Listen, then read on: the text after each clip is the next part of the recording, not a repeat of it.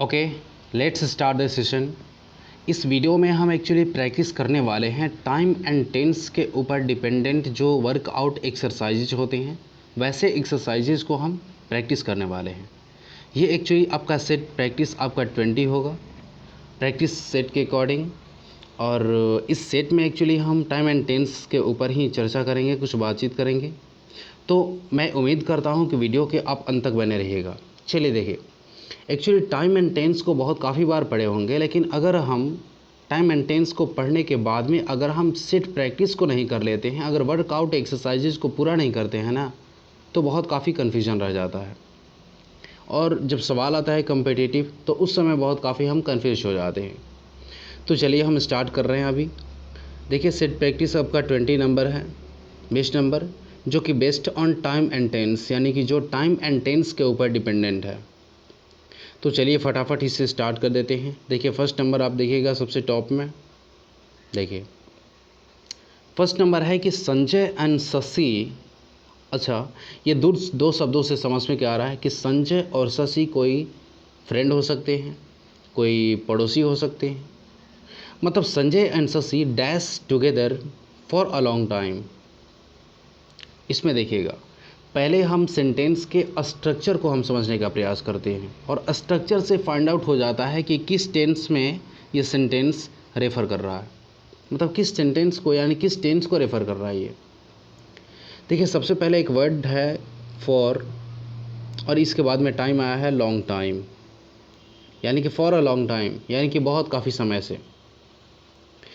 तो देखिए, स्ट्रक्चर के अकॉर्डिंग टाइम एंड टेंस हमें ये बताता है कि जब किसी भी सेंटेंस में फॉर या सिंस का प्रयोग अगर हो जाए, फॉर या सिंस का प्रयोग हो और उसके बाद में अगर टाइम आता है ना, तब वो सेंटेंस आपको रेफ़र करता है प्रेजेंट परफेक्ट कंटिन्यूअस टेंसेस का।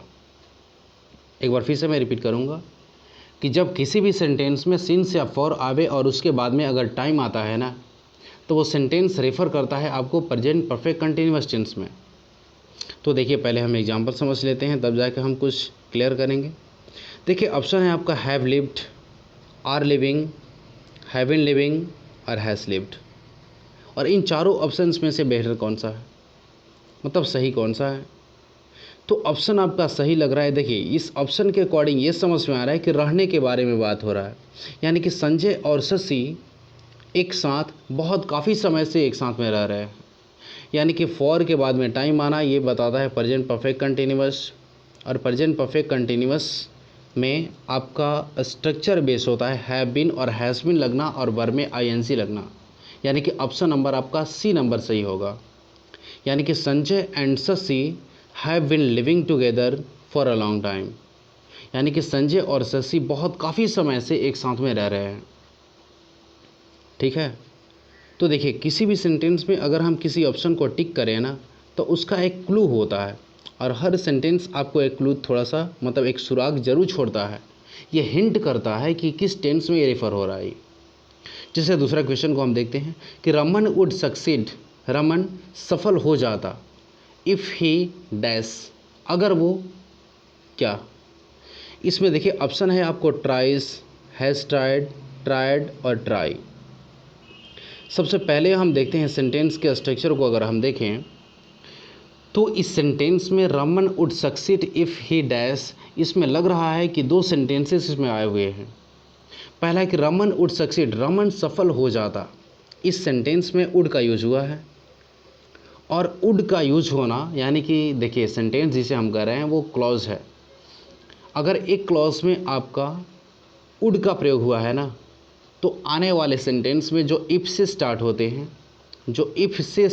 हैं, उस सेंटेंस में, उस क्लॉज में आपको वर्ब टू देना है, क्योंकि पास्ट इंडेफिनिट में बनाना होता है। ऑप्शन के अकॉर्डिंग देखिए, ट्राई यानी कि कोशिश या प्रयास करने के बारे में बात हो रही है, यानी कि रमन सफल हो जाता अगर वो प्रयास करता, और ये पास्ट इंडेफिनिट में जाएगा, यानी कि ऑप्शन नंबर आपका कौन सा सही हो सकता है पास्ट इंडेफिनिट में, यानी कि option number B, past indefinite में वर्ब का सेकेंड फॉर्म लगता है, यानी कि ये होगा कि Raman would succeed if he tried. Okay, यानी कि रमन सफल हो जाता अगर वो कोशिश करता।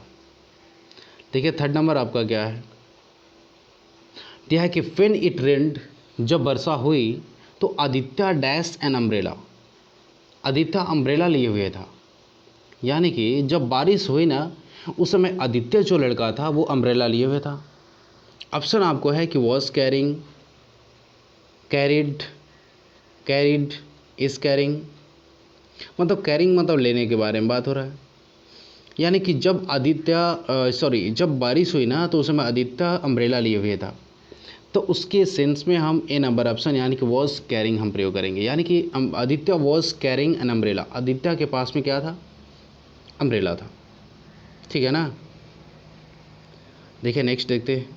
देखिए जितना ही हम टेंस पर के प्रैक्टिस वर्कआउट एक्सरसाइज को पूरा करेंगे ना, उतना ही हमारे लिए बेहतर होता है और अच्छे से पूरा हम कर पाते हैं, समझ पाते हैं। देखिए फोर्थ नंबर का ऑप्शन ये है कि Ahmed dash the mountain last year.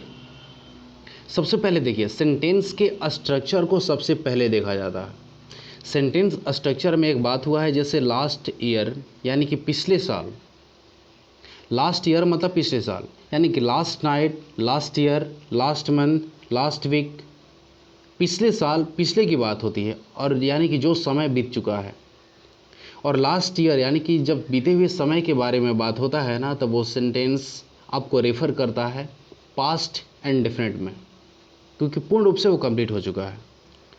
जैसे इसमें ऑप्शन होगा ए नंबर, यानी कि Ahmed saw the mountain last year, यानी कि पिछले साल को उसने माउंटेन देखा था। देखिए एक चीज़ समझने की ज़रूरत है कि जो भी आपके स्क्रीन पे दिखाई दे रहा है, तो सबसे पहले अपना गेस पॉइंट बनाइए, आपके गेस के अकॉर्डिंग सही है या नहीं है। इसके बाद में आप आगे कंटिन्यू कीजिए। देखिए उसी तरीके से 5 नंबर आपका है कि बाय नेक्स्ट ईयर।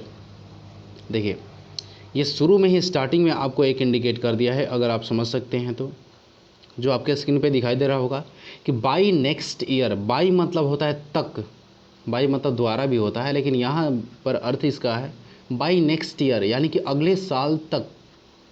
अब अगले साल की बात हो रही है, यानी कि फ्यूचर में जा रहा है। अगले साल तक क्या होगा? Shashi Shekhar dash the book, Shashi Shekhar book. अब हमें समझना है कि बुक को खरीद चुका होगा या बुक को लिख चुका होगा, बुक को पढ़ चुका होगा, क्या कर चुका होगा। उसके लिए हमें ऑप्शन देखना है। देखिए has written, will write, will have written और रोट। अच्छा राइट लिखने के बारे में बात हो रहा है, तो हम समझते हैं कि अगले साल तक शशि शेखर किताब लिख चुका होगा और ये फ्यूचर परफेक्ट आपको लेकर जाता है, तो ऑप्शन नंबर सी होगा, यानी कि विल हैव रिटेन।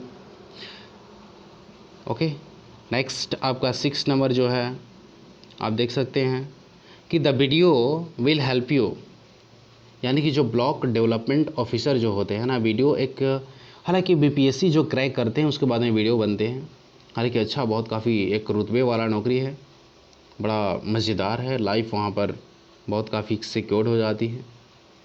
तो दिया है कि video will help you, video यानी कि ब्लॉक डेवलपमेंट ऑफिसर वो आपकी मदद करेगा इफ़ यू डैश हिम, अगर आप उसके पास क्या मतलब क्या करते हो।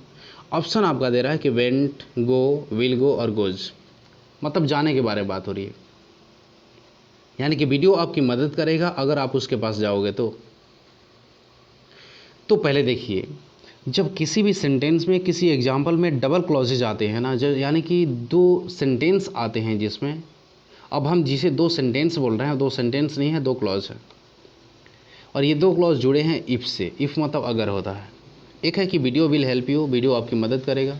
दूसरा है कि यू डैश टू हिम, यानी कि जाने के बारे में कुछ बात हो रही है, यानी कि वीडियो आपकी मदद करेगा अगर आप उसके पास जाओगे तो। रूल क्या है? अगर एक सेंटेंस में फ्यूचर इंडेफिनिट आपको दिख रहा है विल हेल्प, तो जो इफ से सेंटेंस स्टार्ट होते हैं वो प्रेजेंट इंडेफिनिट में होते हैं।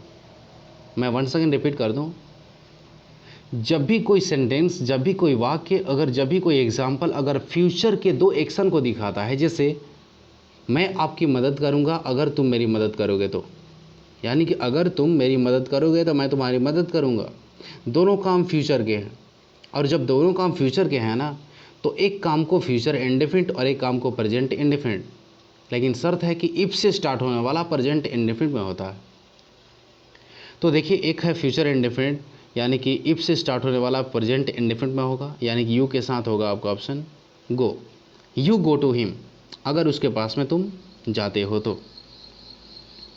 नेक्स्ट देखिए, अगर हमको ऑल द टाइम अगर मोटिवेटेड रहना होगा, देखिए बहुत काफ़ी लोग ऐसे एग्जाम्पल मतलब कमेंट कर देते हैं कि सर एक दो प्रैक्टिस करने के बाद में ना बहुत काफ़ी हम शिथिल पड़ जाते हैं, रुक जाते हैं, प्रैक्टिस नहीं कर पाते हैं। तो एक चीज़ बोलूँगा यार, ऐसा है कि आपको ऑल द टाइम अगर मोटिवेटेड रहना है तो सबसे पहले चीज़ क्या करना है कि अपनी हैबिट में सुधार लाना है। और अपनी हैबिट में सुधार लाने के लिए आप यूट्यूब पर, गूगल पर, ऑनलाइन किसी भी बड़े आदमी का, जो सक्सेसफुल लोग हैं उनका आप बायोग्राफी को देखिए, बायोग्राफी पढ़िए, उसके बायोग्राफी को देखिए, सुनिए, ऑटोमेटिक आपको एनर्जी टाइप का फील होगा।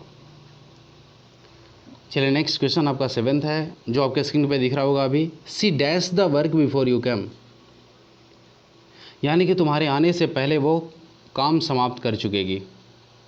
बिफोर के बाद में आने वाला जो सेंटेंस है प्रेजेंट इंडेफिनिट है ऑफ कोर्स, यानी कि पहला जो होगा फ्यूचर परफेक्ट में होगा, यानी कि डबल सेंटेंस जो हो गया चुका होगा, चुकी होगी, यानी कि वह अपना काम समाप्त कर चुकी होगी तुम्हारे आने से पहले, यानी कि ऑप्शन नंबर आपका सी है, will have finished. Next 8 number question आपका है, यहाँ पर जो दिख रहा है देखिए क्या है कि वी ऑलवेज प्ले क्रिकेट, हम लोग हमेशा क्रिकेट खेलते हैं, बट लेकिन टुडे वी डैश बैडमिंटन। अच्छा, हम लोग रेगुलर हम क्रिकेट खेलते हैं, लेकिन आज हम क्या कर रहे हैं, मतलब बैडमिंटन क्या कर रहे हैं, खेल रहे हैं।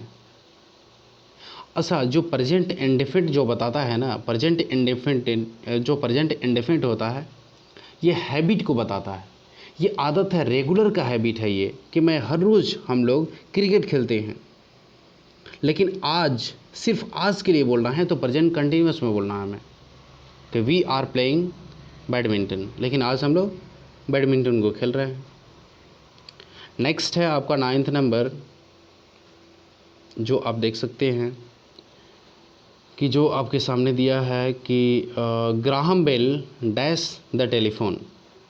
अब ग्राहम बेल ने टेलीफोन का जैसे इन्वेंशन किया था, आविष्कार किया था, तो ये पास्ट इंडेफिनिट में रेफर होगा, यानी कि इन्वेंटेड होगा। Graham Bell invented the telephone, invented मतलब होता है आविष्कार करना।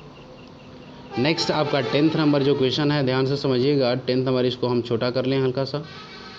दिया है 10th नंबर आपका कि mister Sinha dash the station before the train departs, यानी कि अब इसमें देखिए, इसमें भी 2 सेंटेंस है। ये फ्यूचर परफेक्ट में जाता है जो डबल क्लॉजेस वाला होता है, यानी कि मिस्टर सिन्हा स्टेशन पहुंच चुके होंगे ट्रेन खुलने से पहले।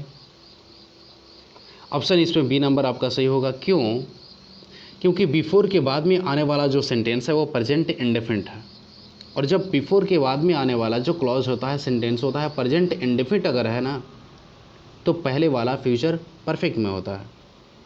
जैसे mister Sharma will have reached station before the train departs. Next आपका 11th है कि रामलाल, देखिएगा, have you dash Ramlal Yadav, क्या आपने रामलाल यादव को देखा है। हैव के बाद में जो सेंटेंस आता है वर्ब का 3rd फॉर्म लेता है, यानी कि have you seen Ramlal Yadav, यानी कि प्रेजेंट परफेक्ट में जा रहा है ये तो इजी है। 12 नंबर जो है ये है कि Radha told me that she dash sweater, sorry, Radha ने मुझसे कहा कि वह स्वेटर क्या कर रही थी।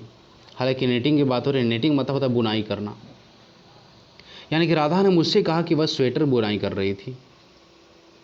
यानी कि सबसे पहले हम ये समझना है कि हम सी के साथ, देखिए सी के साथ इज़ भी बेटर है, वाज भी बेटर है, हैज़ बीन नेटिंग और वेरी नेटिंग। अच्छा, ये तो नहीं होगा, क्योंकि हैज़ बीन नेटिंग आपको डायरेक्टली आपको लेकर जा रहा है परफेक्ट टेंस में, परफेक्ट कंटिन्यूअस टेंस में नहीं होगा। ये सी के साथ वर लगना ये भी नहीं होगा, यानी कि 2 ऑप्शन बिल्कुल नहीं होगा। तो आगे हम देखते हैं क्या होगा। देखिए, अब देखिए शुरू में आया है आपको टोल्ड, यानी कि पास्ट इंडेफिनिट में है, और ऐसा नियम होता है इंग्लिश ग्रामर का कि one sentence does not belong to any two tenses, और वो भी स्पेशली फॉर द पास्ट। यानी कि एक सेंटेंस कभी दो टेंस में नहीं होते हैं, और ख़ासकर पास्ट के साथ में। अगर पास्ट आ गया है ना तो दूसरा भी सेंटेंस आपका पास्ट में ही जाएगा। तो सी के साथ वॉज बेटर है, यानी कि सी वॉज नेटिंग स्वेटर, यानी कि राधा ने मुझे बताया कि वह स्वेटर बुनाई कर रही थी। सी के साथ वेयर लगेगा नहीं, यहाँ पर वेयर। इस लगेगा नहीं क्योंकि ये शुरू में ही पास्ट को बता दिया है। और परफेक्ट कंटिन्यूअस इसलिए नहीं होगा क्योंकि इसमें कोई क्लू है नहीं ऐसा। नेक्स्ट 30 नंबर है कि प्रिया डैश आउट 2 आवर्स एगो, यानी कि प्रिया बाहर 2 घंटा पहले गई। ऑफ कोर्स इंडेफिनिट है, पास्ट इंडेफिनिट, यानी कि प्रिया वेंट आउट, प्रिया चली गई 2 घंटे पहले। 2 आवर्स एगो, एगो मतलब होता है बीते हुए समय के लिए होता है। नेक्स्ट 14 नंबर देखेंगे जो आपके स्क्रीन पे दिखाई दे रहा होगा फटाफट। और हाँ, जहाँ दिक्कत है ना वहाँ पे सवाल जरूर कीजिए, आप कमेंट कर सकते हैं। The students dash year since Monday. अब देखिए सिंस और फॉर का आ जाना और उसके बाद में टाइम आना परफेक्ट कंटिन्यूअस को बताता है, यानी कि the students have been here since Monday, यानी कि छात्र यहाँ पर मंडे से हैं। सिंपल है ये। 15 नंबर आपका है कि pardon me for not dash your letter, यानी कि पार्डन मी मतलब मुझे माफ़ कर दीजिए, for not dash your letter, reply, replied, रिप्लाइड और रिप्लाइज। रिप्लाइंग मतलब जवाब देने के सेंस में है, यानी कि मुझे माफ़ कर दीजिए चूँकि मैंने आपके लेटर को रिप्लाई नहीं किया था। तो देखिए पार्डन मी मुझे माफ़ कर दीजिए, फॉर प्रीपोजिशन है, नॉट रिप्लाइंग और लेटर, यानी कि मुझे माफ़ कर दीजिए क्योंकि मैंने आपके लेटर का रिप्लाई हमने नहीं किया था। ठीक है, चलो थैंक यू। मुझे उम्मीद है कि आपको समझ में बहुत अच्छे तरीके से है। तो हाँ, वीडियो को लाइक कर दीजिएगा और हाँ कमेंट कीजिएगा, और हाँ दोस्तों के साथ शेयर भी कर दीजिएगा, सोशल मीडिया पे कर दीजिएगा। अगर ये अच्छा सेट है तो हर किसी के पास में पहुंचने की ज़रूरत है। और अगर आप चैनल पे नए हैं तो सब्सक्राइब कर लीजिएगा, बेल आइकन को दबा दीजिएगा, क्योंकि हर बार नॉलेजेबल वीडियोस आपके लिए अपलोड होते रहते हैं। चलो थैंक यू, मिलते हैं अगले वीडियो में।